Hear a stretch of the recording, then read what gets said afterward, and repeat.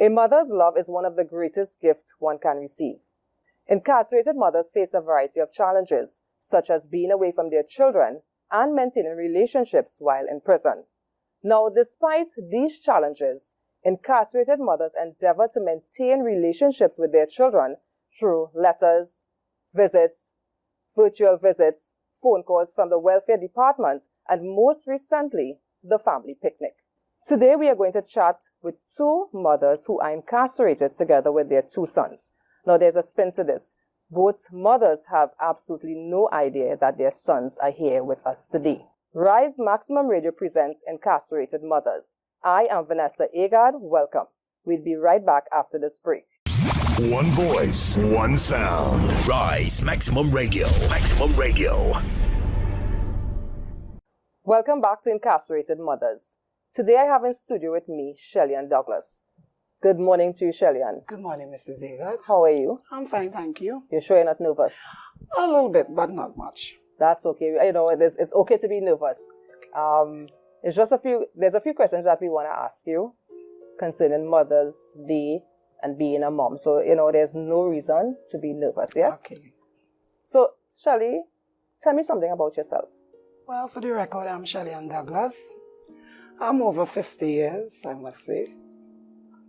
On the outside, they call me Empress. Empress? Yeah. Okay. I have 4 beautiful children. 2 boys, 2 girls. What I must say? I love my children. I've been incarcerated for almost 5 years. You know, which hurts a lot. Being away from my children for so long. I try to cope a lot, you know, because I've never been really away from my children. You said you've been incarcerated for the past 5 years. 5 years. Yeah. And I forgot. I have a son also incarcerated with me also, which hurts me real bad. You know, because he actually, I didn't mention to you, one of my son died. You know, my first son died. You know, 10 years now. So you're left with 2 daughters and a son who's also incarcerated together with you. Yes. So you could only imagine how I feel knowing that he's away from me and being in the same place where I am, and I really don't get to reach out to him much, you know, so it has hurt a lot, but I try to cope. So since you've been incarcerated, how many times have you seen your children? Well, my daughters and them, they come a little often as they can, you know, and now that things are a little much better now because we have, you know, not only the virtual visits, we also have this picnic visit where we have a little more deeper connection in the visit, you know, where we can hug and, you know, spend more quality time for the little while. With my son, it doesn't be so often because, you know, due to the prison system, we have to go with the other way. We have to make that, you know, application really to see him or, you know, to speak with him, you know. But the virtual is really helping a lot, Miss Agard. You know, I wish I could see him more often, but due to protocol. Due to protocol. Well, let me tell us, to our listening audience, your time spent in prison. What have you been doing since you've been incarcerated? My time being incarcerated, I can tell you that I occupy myself a lot, you know, with the little opportunity that I get from the officers. I, you know, just be outside a lot. I paint, I power wash, I get into gardening. You know, there are times that I even in the kitchen cooking up a storm because on the outside I used to work real hard and these are the things that I had like on the outside. So, you know, being there, I'm able to actually, you know, teach the younger folks something while I'm there also, you know. So it is a good also being incarcerated that so many young people are coming in there now and they don't know, they're not doing much with themselves. So, you know, as I experienced mom, it has been so nice that I'm able to give out something also. Well, you know, Shelly, I remember seeing you when I used to work programs, you know that, Yes. seeing you painting. Yes. Is it that you love to paint, or is it that you're just a hard worker? I'm a hard worker, but I love painting. For some reason, painting just brings an atmosphere, you know. It gives you that calm, that peace. Yeah, that peace. I understand. So the hot sun as well brings that because it's in the hot sun that you paint, right? Yes. Yes, it does bring a joy to me, you know. And actually, too, you know, I said that I don't want to waste my time, Miss Agard, because I'm not getting younger, and it don't make sense that I sit down upstairs and mope on the things that I can't change. I understand. Know, so I'm valuing my little time, keeping young, because, you know, I like to look really young, you know. I mean, everybody know the empress on the outside love to keep herself nice. So I think it does a lot for me. Now, I've heard you a few times in the prison mentioning, you know, your spiritual side. Give us a little info on that, please. Well, as a young child, I grew up under a spiritual background. My father actually was a Baptist leader. I saw my mom and aunts and everybody into this religious, you know, background. And I take that really serious because I believe it's all that have me where I am for today as a strong, empowered woman. Because I believe I'm a leader. You know, so... Hence Empress. Yes, that's why I applaud that name, you know. I embrace that name with hi, you know. So, yes, I love my spiritual life. And, you know, in having that spiritual life, I brought up my children to have this spiritual background. So that is one of the values that, you know, hence my next question. That's one of the values that you learned as a child that you passed on to your children. Yes, Ms. Agard, it is needed right now, especially with the youths now. You need to get your children grounded in Christ. I agree with that as well. Yeah.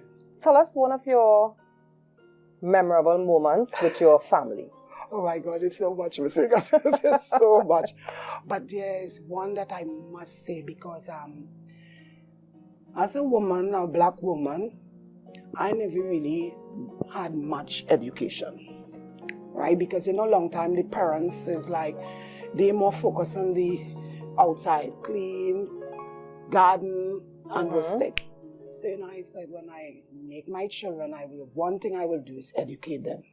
So my daughter, you know, my first daughter, she showed me that energy in going to school in primary school. She don't want to get less than A and whatever. And, you know, she used to go out with me and do jobs.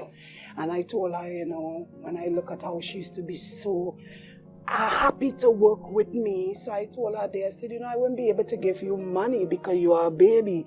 But if you do right in school, I will make sure you enter to university. So after she finished her secondary degree, she said to me, she was 17 and a half. So she said, Mommy, I want to go to university. So I said, oh God, this child remember this money to go to university. So I said, no problem, but you're still young. She said she could do it. So Miss Agard, we went and I registered her to university, and you know, she came and she graduated her bachelor's. On that day of the graduation, girlfriend, I must tell you, this was the most exciting time in my life. So I went to the graduation. When we went there was a lot of people there. I stepped out in my big time wear to see a girl. Well dressed, because I'm this proud mom, you know what I mean? Everybody looking at me. But place was packed because it was 480 something graduates. And the usher came and he's like, Mom, you know, you can't stand up there, you know, you gotta go over on that side. There is a tent with a big screen and you need to get under there. And I was like looking at him and saying, and hear me now. This is the greatest part. Excuse me, sir. I came all the way from America to see my daughter graduate, and you telling me go on the tent? I said I didn't come here for a funeral. I didn't come here for a wedding. I came here for a graduation. Get me inside. So everybody's looking like, what the hell is that woman? You have an American accent. Yes, girlfriend, I put on that American accent and I got my way because he went up and put 4 seats up in front of the stage for me and my crew.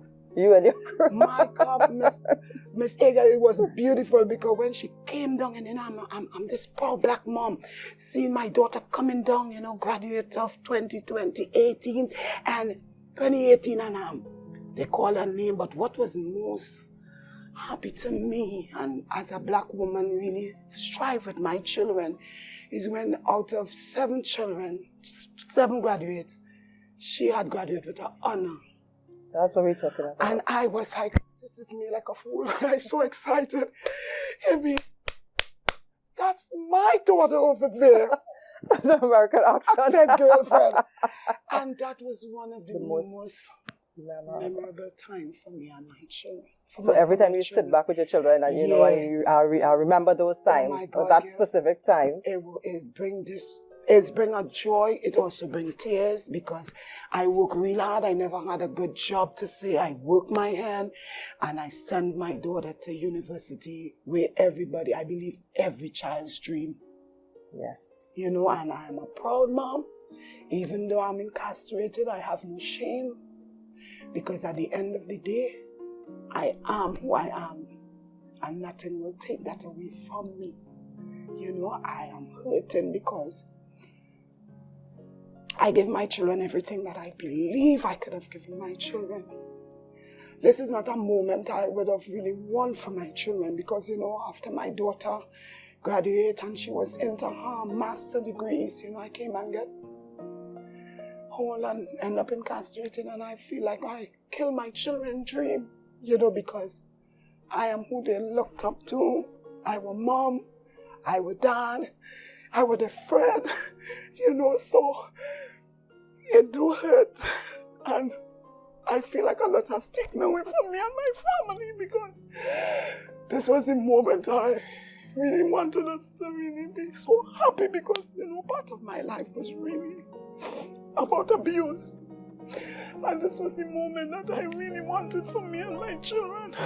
You know, so coming here, it was like I killed my children's dream. But one thing I know for sure, that the morals that I give my children is to stand strong, to be powerful women in society, to respect. You know, no matter who you meet or how they may look, don't judge. You know, because you don't know the situations of mankind, what happened, what may have taken place. And today as a mom, I just wanted, you know, tell all moms, stick with your children. Give them the best that they can. I never really knew about getting a hug. So in having my children, I didn't even know how to hug them. And it was hurtful because the moment I really understand what was a hug is the day when I got old. When I embraced my children and noticed that, okay, this is it. I'm going away from my children. You know, so I just want to, you know, just tell all mothers, be the best mom that they can be. Love your children in spite of their flaws or their claws. You know, be strong role models. And even to children, be good to your mom. Circumstances, you know, sometimes you may feel they don't love you. The way they may speak to you, they might put on harsh punishment. I believe that if you don't bring harsh punishment, it don't show that love. Sure. You know, because we're taking a lot for granted. And I am here to say today, I will not take nothing for granted ever again. Ever again. And I understand that. Now, we mentioned earlier on that you have a son who's also incarcerated. Yeah. What is his name? His name is Rodell Douglas. Rodell Douglas. Yeah. Said he's your last. No, actually, he's the third of he's my the third. Okay. Now, if you were to tell him something, a piece of advice, what would you tell him? I will tell my son, we may not be able to go back. We are going forward. But in going forward, I will love him to choose his friends wisely. I would like him to make more strong decisions in where he places himself and who he places himself around. I want him to know, in spite of the situation, I am mom and I will always be mom, and I love him dearly. When last you told him that you love him? Actually, I spoke with him about 3 weeks ago, and in a brief moment, I was just able to, you know, tell him I love him unconditional. So, given the opportunity, you'll tell him all this? All this, yes. Well, you know what, Shellian? There's no better time than the present. So, you know, I love you, son. I'm here for you. I'll always be here for you. Be strong. I want. Oh my God!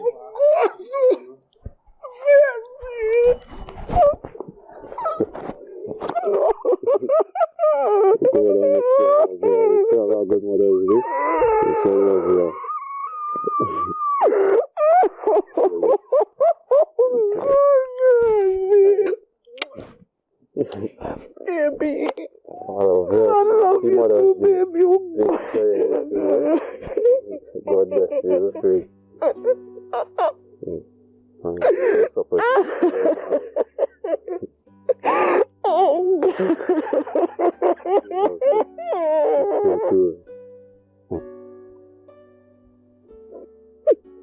Somebody cannot tell me this is a dream.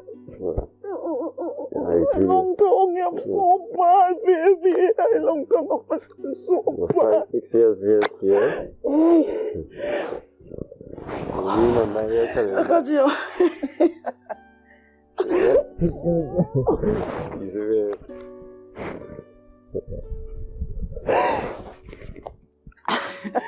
That tears flowing in my belly, boy. Tears of joy. Rondell? I love you. I love you. Miss you. For life. Yes, for life. That woman like you. Say thanks to this woman. Say this woman, Shalom. You're quite welcome. Opportunity. Opportunity like this, you know. Thanks. You're welcome, 5 Rondell. years more in school, since after school. Well, we want you to have a seat with us, you know. There's one question that we want to ask you. So, Rondell, nice to have you here with us on Rise Maximum Radio featuring incarcerated mothers. There's one question that I want to ask you. One cherished moment that you had with your mom. Well, to be honest, that moment is when you was small. And she carried fish, we went on the beach and Niger River and them kind of thing. You know, I will never forget them days because she played both parts in my life, mother and father. Understand? And if I didn't listen, I would not really be in here today with my mother. That's the only thing I regret that. No matter what, she always there for me since I was small and she's still here now. So how do you feel now, seeing your mother after 6 years? Joyful. I can't stop feel happy, you know, I can't stop smile. She crying, I can't even cry because I'm happy to see she. The best time ever in my life. Since we were 5 years, we lock up. Huh? To feel my mother energy and see she. So I'm really grateful and thankful, you know. I hope all the mothers enjoyed every Mother's Day. I'm grateful to really see mine this Mother's Day. I thank God for that. And the whole radio station and everybody. Thank you, Rondell. Shelley and Douglas, on behalf of Rise Maximum Radio Incarcerated Mothers, this is our Mother's Day gift to you. Happy Mother's Day. Because I got to the whole radio station, I know you as a woman always show that, you know, that love. And from the time I met you, you actually, first visit I got with my son, it was through you, you know, and I want to say thanks to even Mr. Ramata because that day I met that man, oh my God, and I said, you know, he said, what happened to that young lady there? And you get me that opportunity, and I told him, and he said, I love family, and I don't play with family. Once you are well behaved, I will go out of my way for you. And he took out his phone, and I was saying like, oh yeah, I heard that same story. And he was leaving, and I was outside, and he said, if not by 12 today, I guarantee you tomorrow. And I was like, okay, sir, thanks in advance, but I heard that. And by the time he jumped in his vehicle, the officer came and said, Douglas, you have a virtual with just a virtual for 2 hours. She didn't say who it is, but I was like, I know I was expecting a friend too, and I couldn't believe it happened that fast. And when I went, it was my son. You know, so sometimes I will say that what may not be good for some people may be good for some. And I want to thank him very much because I see a man, a great man that brings family together regardless to what. Because even this picnic visit that he introduced to us, it shows a man of love and a man who are for family. So today it happened all because of him. And I want to be very grateful because they say, see, gratefulness, it is very important in someone's life and not to be ungrateful. So Mr. Ramta, to you and your whole staff, I want to thank you all very much for this great opportunity. Thank you. You're quite welcome.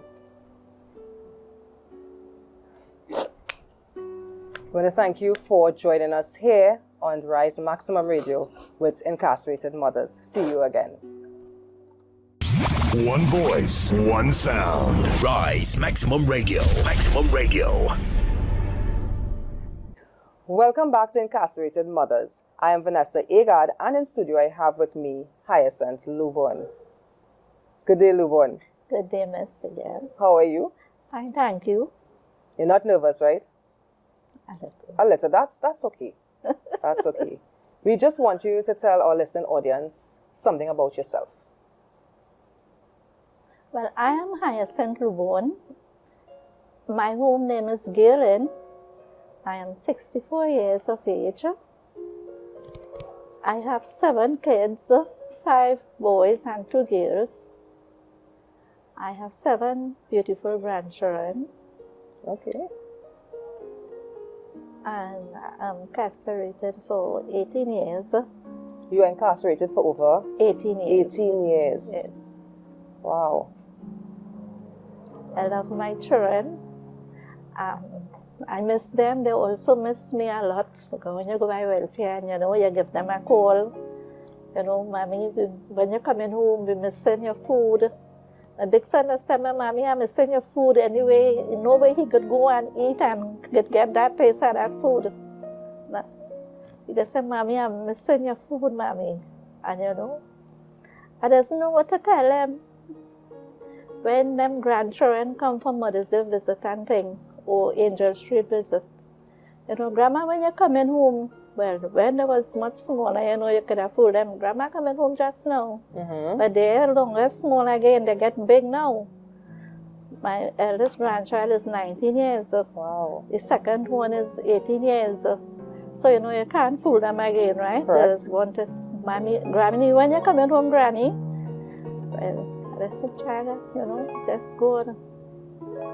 That, they're going to high school and whatever, so, you can't fool them. Of course. You can't tell them, well, just now, Grandma coming home. You cannot do that, so you just have to tell them the truth, just waiting on God time, and it's everything. Now, you said that you've been incarcerated for 18 years. Share with us what is life like in prison for you, or time in prison for you. Well, life is in prison for me. Changed my whole lifestyle, because when I was out there, I was a single parent. To raise 7 children, it wasn't easy, so I was, working. Sometimes I hold 2 jobs. One morning half day, one evening half day. As I come home, I just had to eat and bathe and go again. And I really work and struggle to mind my children as a single parent. I send them to school, I give them their education and everything. And now being in prison for 18 years, my children miss me, I miss them. And life without them is really hard, really hard. So when you go by welfare and you get a call and you call them and they give you the little history, Mommy, things are going good. And we're struggling and it does hurt you. As a mother, a mother, it hurt you. And all I just tell them, pray, pray and ask God, ask God to grant you, your favors. You wouldn't get it right away, but you will get it. So they just do that, they just listen to me. And, being in prison for 18 years. What have you been doing in the prison? I was, for the first 5 years, I really didn't do nothing. Mm-hmm. But I started to all the service, as I was now telling Mr. Douglas, I didn't know God when I was out there. Mm-hmm. I know he's saying that God, and I seen so much of trouble with my 7 children. Father not helping me to mind them. So I say, you know, who is God? I says, tell them, well, who is God? When my sister them come and tell me about God, I say, quarrel with them. But now that I came in prison and attend to the service and them, I get closer to God and get to know God. I receive Him in my heart now as my Lord and Savior, Jesus Christ. And to occupy my little time in the prison, I work, I do agriculture, I do cooking, I do sewing room, which I never knew was, I never know to sew in the sewing room. So you learned that trade in here? So I learned that trade in here. I do classes, they had a cooking classes, I take part, you know, I do art, I do a lot of things, but I never do on the outside. I came and do it in here. So, you know, I'm proud of myself. Of course, I'm proud of myself. So, I thank God for giving me that privilege. Well, I know you can cook. For sure, I know that you can cook. Yes. So tell me, what is one of the most cherished memories that you have with your children? Well, my most cherished memories when, you know, as a single parent, I always be with them only when I go to work and not with them. But I cook, I make sure I cook, leave, and everything for them. When I come back home, I ask them, oh, they bear and thing? Yes, mommy, we bear and thing. Or they eat, yeah, mommy, we eat the food, they leave. And I will go and cook. Or sometimes I bring food from where I'm working at. I'm working in a roti shop. Okay. Because as a single parent, you know, and then I had much so education. So you bring roti home? So I bring a roti home, you know. My boss used to say, instead of we throwing away the food, or they carry the food for the children. So we used to get to bring home the extras, and they will eat and thing, and go and sleep. So, you know, I have that time with them. You know, when I was small and they home, my father, brother, my uncle, he used to read me bedtime story. All of us sit down in the ground in a circle, and he will tell us stories. So when I have that time with them home on a Sunday, I used to sit down with them in the evening time, before bedtime, and I will tell them stories and things, you know, what my uncle taught me. So, I never, you know, have like more think time, like, you know, going out with them in the beach, because that's single parent, you know, you have no vehicle, nothing. But, you know, you're there working hard, you're saying about them, whatever and thing. Yeah. And while growing up, I always teach them, I say, well, you know, in we days didn't have current and light, you know, so we start to use kerosene and things. So when I tell my children that in we days, how we start to bend down and scrub, you know, scrub the floor, not no mop like a mop and thing and mopping now, and you have to bend down and repair. We didn't have no concrete, you have to bend down and repair the ground and thing. Mommy, then it's long time days. We don't want to hear that. They would laugh because they're going to say that. Mommy, that was in your days, that not in we days, you know. So I used to say, you know, when I was about 9 years old, I didn't know to cook. Don't know to cook. My mother and father going in the bush to get dry wood to cook. And my mother need bread flour and leave the bread flour, the bread flowing over, the basin flowing over with the bread. And I watch it when Margot come home, you know, when Margot come home. So I go on and I see what she does do. She need over the bread. Long time didn't have bread pan. You go on and you cut the fig leaf. Okay. Cut the fig leaf. You roll the bread, you put it in the fig leaf. You light it at the fire underneath. You have a barrel cover. You put a little fire on that. And you put a pot in the fire. When the pot get hot, you rest the two bread inside it. Okay. Wow. So I make them bread and things, you know, and I had time done make the bread, and my mother and father come back from the bush straight with the wood. And when I done, I said, well, I know my father will be hungry. I went and I make a pot of soup. And when my father come home and he hear, I make a pot of soup, and he bought hungry, he say, well, thank God, I'm real hungry. So, you know, he said, and he said, this food tastes real good. First time I make a pot of soup on my own. So you learned responsibilities at a very young age? Very young age, I learned responsibility for my, you know, mine and my smaller brother and sisters and things, mine and them from babies. And when I had my own, I know what to do. Now, we mentioned earlier on that you have an incarcerated son. Yes. What's his name? Roger Lubon. Roger Lubon. So he has been incarcerated this very same time with you, yes? Yes. So how often do you get to speak with him or see him? Well, it's about... Well, I see him on the 17th of this month, but I died through virtual. Through virtual. On court. Mm-hmm. But when you go to court, you really can't talk to you. You just can't talk because the judge and them just listen. Okay. And your lawyer, my lawyers and them tell me that, you know, the judge and them just listen to everything that you say. So like when we go to court now, we just put a pen and give right. Okay. So I really never asked him why. It's about 3 years now. I did make a request to see him, and I see him. And we talk that thing, and since that I never saw him. Through virtual, you've been seeing him through virtual. Okay. Yeah. Well, let me ask you a question. If there's one thing that you can tell him now or say to him, what would that be? But that, well, you know, I tell him I love him. Keep strong. Hold the faith. Freedom is a must. Freedom is a must. Well, Lubon, girlie, there's no better time like the present. There's no better time. Yeah. Oh my God. Oh God, baby. How you going? Are you going good, babe? Are you going?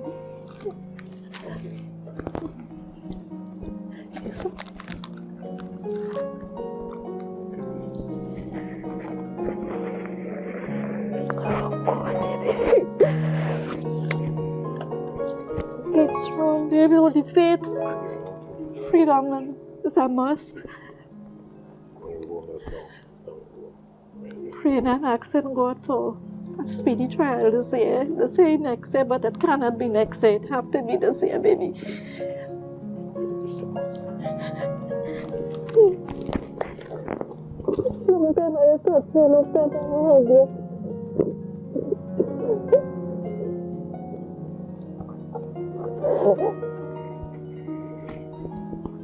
You got everything good with you?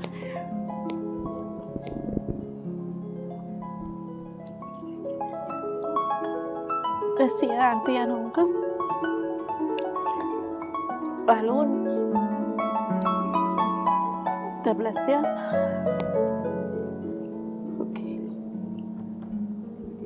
Yeah. Brother, thanks for this wonderful. No more than take it back there. Give my mom. Thanks to Max Radio, Maximum Radio. Thank you, yes. The Rise Maximum Radio. Yes, I got Yeah. you. Bonus stuff. I love you, baby. Keep strong. Good circle, right? Yeah.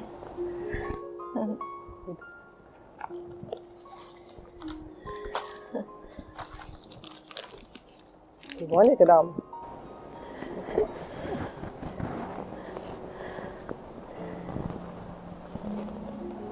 Welcome, Roger.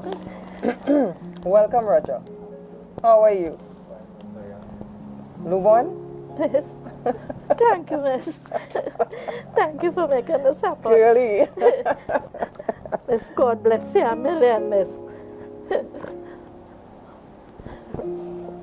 Now, Roger, this is a very emotional time for your mom. Is there anything that you would like to say to her now?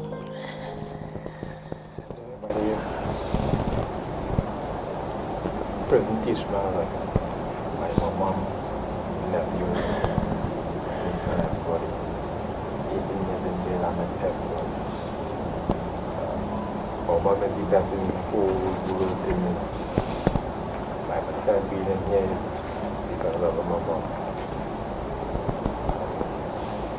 I know she said that I'm saying that now boy growing up.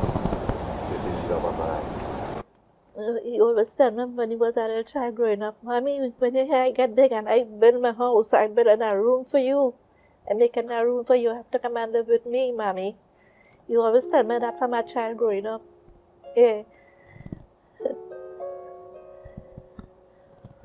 Lubon, how does it feel being in the presence with your son right now? Miss, it feel real nice. It feel great. It feel wonderful.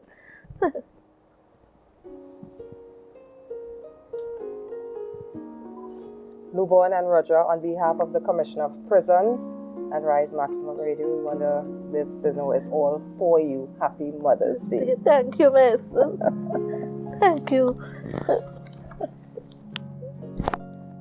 And this is my last child, boys, miss? This is the last son. This is the Last last son. child. Yeah, last son. Yeah. Last son. Yeah. 5 brothers and 2 sisters. Okay.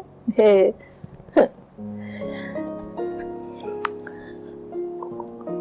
I miss you, baby. Last year, how come you was in second time March 2020 when I went San Francisco. That's the last thing I heard from you. Okay, but you could remember. Yes. Commissioner and Maximum. Yes, very thanks. Thanks very, Yes. very much for this moment. You're quite welcome. Person, the Max Vydrum doing a very, very, very good in rehabilitating prisoners. I sent a request for them, Tasha, Delian, and them for you. And I just hear it, you know. I would appreciate it. I hear you send a nice birthday song for me, and you know. Yes. Thank you. We want to say thank you to the Commissioner of Prisons, Mr. Dave Prasad Ramuta, for making this possible. You know, thank you for watching and supporting us here at Rise Maximum Radio. Feel free to subscribe, like, and share.